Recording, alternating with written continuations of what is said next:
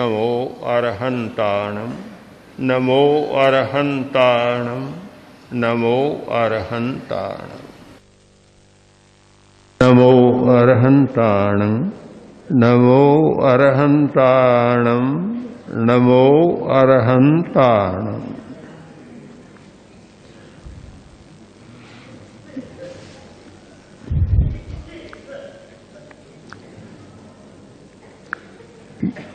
आज योग शब्द बहुत प्रचलित है। देश विदेश में योगा योगा। जैन दर्शन में योग शब्द के दो अर्थ हैं। दो अर्थों में योग शब्द का प्रयोग होता है। एक योग का अर्थ है मन वचन और काया की प्रवृत्ति का नाम है योग। मनोवाक काय कर्म योग है। मन की प्रवृत्ति, वचन की प्रवृत्ति और शरीर की प्रवृत्ति, उस प्रवृत्ति का नाम है योग। तो योग तीन प्रकार का हो गया, मनोयोग, वचन योग और काय योग। योग का दूसरा अर्थ है साधना समाधि, यानी आत्मा मन सबको एकामेक कर देना, लीन कर देना मन को आत्मा में, उसका नाम है योग। एक साधना परक है, एक तत्व परक है। तो जो साधना परक है योग,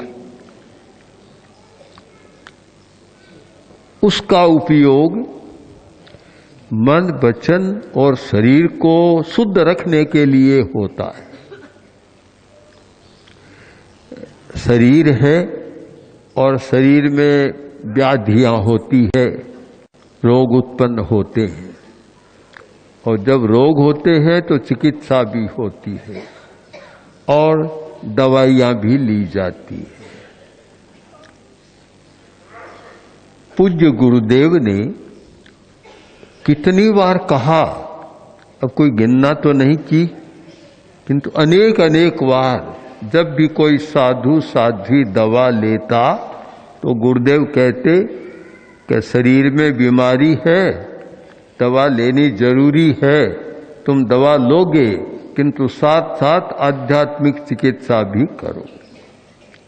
कोई दवा की चिकित्सा मत करो, साथ में आध्यात्मिक चिकित्सा करो। अभी आध्यात्मिक चिकित्सा का मर्म बहुत कम लोग समझते हैं, और समझते हैं वे भी शायद प्रयोग कम कर रहे हैं। अगर उसके साथ करें तो बहुत लाभ हो सकता है। आजकल वैज्ञानिक भी कुछ प्रयोग कर रहे हैं। रोगी आदमियों के दो ग्रुप बना देते हैं, एक तो एक्सपेरिमेंटल ग्रुप और एक जो रोगी होता है उनका वर्ग प्रयोग के लिए। तो जो एक्सपेरिमेंट करते हैं, 10 आदमी बीमार हैं, 5 आदमी को तो दवा देते हैं और 5 आदमी को दवा नहीं देते, कहते हैं दवा दे रही हैं पर कोरा पानी देते और कहते हैं कि तुम ये भावना का प्रयोग करो। भावना का प्रयोग। अब रिजल्ट ये आता है कि 1 महीने के बाद या 10-20 दिन के बाद ये होता है कि जिनको दवा दी जा रही है वे तो 50% ठीक मुश्किल से हो रही हैं। जिनको कोई दवा नहीं दी जा रही है और केवल कि मैं भावना में भी मैं स्वस्थ हो रहा हूं, पानी पी रहे हैं कोरा, किंतु मैं स्वस्थ हो रहा हूं, इसका प्रयोग करते हैं, वे बहुत जल्दी ठीक हो जाते हैं। हमारे चिंतन में, हमारी भावना में, हमारे भावों में एक शक्ति है, वे रसायन पैदा करते हैं और वे रसायन बहुत जबरदस्त होता है, हमारे मस्तिष्क में रसायन पैदा हो जाता है चिंतन के द्वारा, और वह आदमी को जल्दी स्वस्थ बना देता है। बहुत प्रयोग हो रही है। प्रेक्षा ध्यान के संदर्भ में भी अनेक प्रयोग हुए हैं। ऐसे व्यक्ति हैं कि जिनके कैंसर था,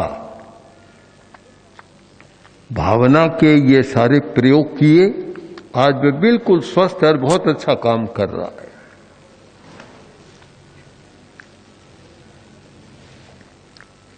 ऐसी बहनी है कि कैंसर था और उन्होंने कुछ मंत्रों का प्रयोग किया। जब हम अहमदाबाद में थे तब किया, 8-10 वर्ष हो रहे हैं, और बिल्कुल यहाँ अभी आकर ही गए हैं और वे मान रहे हैं कि हम बिल्कुल ठीक है इसके कारण। तो ये आध्यात्मिक चिकित्सा, यह भी हमारा एक विषय बनना चाहिए, और मुख्यतः साधु साधियों का तो ये मुख्य विषय होना चाहिए कि हम चिकित्सा कराएं, आध्यात्मिक चिकित्सा करें। चिकित्सा के द्वारा अगर आपको 1 महीने में लाभ होगा और साथ में आध्यात्मिक चिकित्सा करेंगे तो हो सकता है 5 दिन में भी वह लाभ हो जाए, दवा लेनी भी न पड़े आगे। तो बहुत आवश्यक है। एक दिन हमने अरहम का प्रयोग कराया था और बताया था कि फेफड़े को मजबूत करना है। स्वास्थ्य का मूल आधार है फेफड़े की मजबूती। क्यों? वह नहीं है तो स्वास्थ्य नहीं हो सकता। स्वास्थ्य के बिना आदमी जी नहीं सकता, कोई काम नहीं करता, कोई अवयव। तो मूल आधार है। तो फेफड़ा मजबूत रहे, गला अच्छा रहे, होठ भी अच्छे रहे और सिर भी अच्छा रहे। आज हम दूसरा प्रयोग करें ओम का। ओम। जब हम सूरत की यात्रा कर रहे थे, एक भाई आया, छोटा बच्चा, 8-10 वर्ष का बच्चा, ब्लड कैंसर। हमने उसे कुछ प्रयोग बताए कि तुम प्रयोग करो, जप करो। उसने किया तो कुछ समय बाद तो बिल्कुल वह ठीक सा लग रहा था। फिर बाद में संपर्क नहीं रहा उसका। बहुत लोग मस्तिष्क की विकृतियां से पीड़ित होते हैं और ध्यान नहीं देते हैं कि मस्तिष्क में सबसे ज्यादा विद्युत, बिजली सबसे ज्यादा शरीर में जो है, सबसे ज्यादा मस्तिष्क को बिजली चाहिए।